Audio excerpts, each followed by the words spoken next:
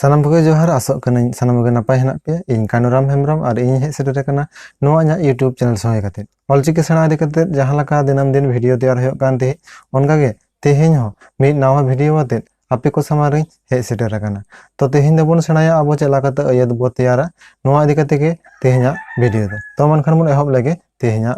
video तो मानखान video एतहब लहर सानाम कोठन के अरदास ताहन कना दिनम दिन जहां नोआ इᱧᱟᱜ यूट्यूब चैनल पे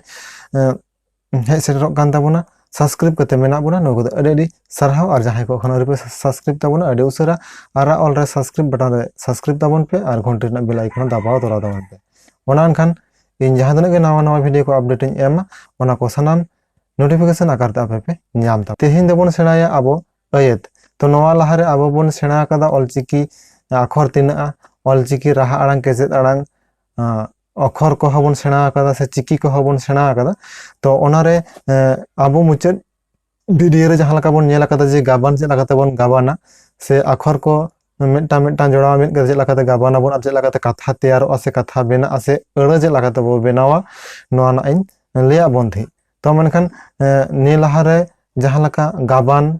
आरो ओना साथ आरो एटा वीडियो को जहां लका तैयार होई कना ओना को जहां को जदि नेहबी ते बापे नेला का ताबोन खान अडी उसरा ओना वीडियो को नेल ताबोन पे और बाखान तेहेñा नोआ वीडियो बांग पे बुझाव दाड़ेया तो मनखान ओना को वीडियो नेल लगी ते ना वीडियो डिस्क्रिप्शन बॉक्स रे ओना लिंक के एमदा और बाखान आई बटन रे क्लिक करते ओंडे खन आपे नेल दाड़ेया ताबोना तो मनखान तेहेñ देबोन सेणाया अयत चेला का देबो तैयारा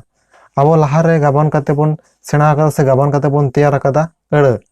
जहां मिटा मिटा चिकी को से अक्षर को जोड़ा मिट कते जहां मिटा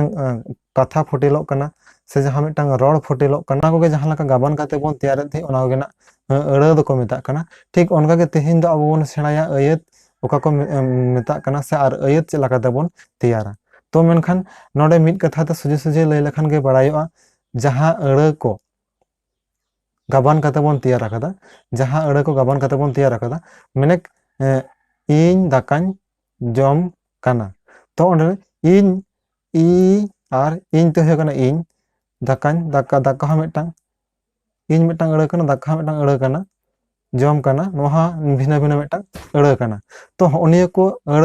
लहारे आबो गाबान काते बोन तैयार कदा नो लहारना वीडियो रे ले आबोन थी तो ताहला ओंडे मिट कथा ते लय गाना जे मिटांग मिटांग अड़ को जोड़ा मिट काते जहां पूरा सही सामटाव सही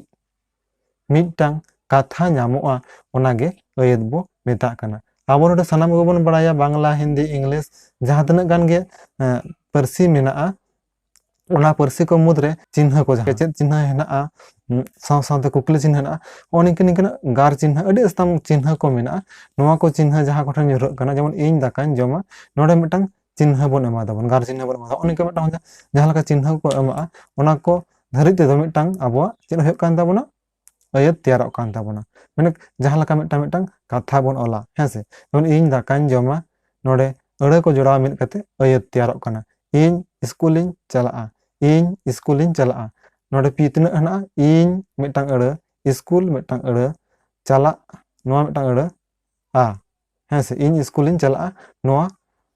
ओनहा मिटांग अयत कान ताबोना ताला आबो बुझाव दड़या कान गिया मिट कथा ते लय लखन जे अड़ को जोड़ा मिट कते जहां पूरा सामटाव सही कथा नामक कना नोआगे अयत बोन मेता कना तो ओनिके भाबते आबो तेहेñ अड़ बोन माने गाबान बोन सेणा कदा गाबान सेणा कते से गाबान कते जहां अड़ नामक कना ओना अड़ खना गे तेहेñ आबो अयत बोन तैयारा ओनिके भाबते आसोक कनाई ऑलचिकी आबो नितो दो बय बयते पुष्टो सही आस्ते आस्ते बोन ऑल दाड़ेया अयत बोन तैयार दाड़ेया तो मनखान